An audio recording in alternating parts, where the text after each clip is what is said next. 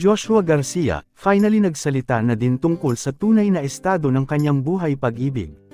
Sa kauna-unahang pagkakataon ay naglabas na din ng pahayag ang aktor tungkol sa tunay na namamagitan sa kanilang dalawa ng French-Filipino outlet na si Emilian Vigier. Na halos ilang buwan na ding nakikita sa mga post ng aktor ngunit wala nga lang kumpirmasyon mula sa kanya.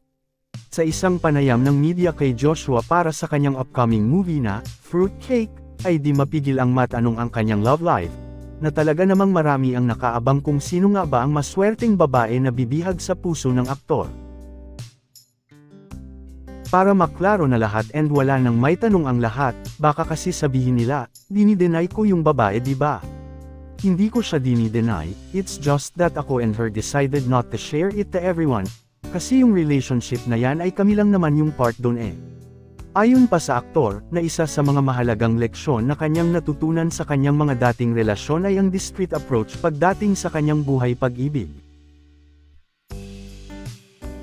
Galing na kasi ako sa iba't ibang relationship, every time na sinishare ko siya sa lahat parang, nagkakagulo, alam mo yun. Nagiging shaky yung relationship kasi. Parang this time, mas pahahalagahan ko yung privacy ko para sa ganung aspect, ganung klaseng hindi lang doon, pati sa pamilya ko diba?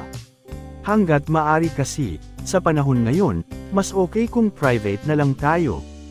Simula nitong buwan ng Agosto ay talagang nakatutok ang mga netizen sa kanilang IG stories na tila ba ay related na sila na nga talaga.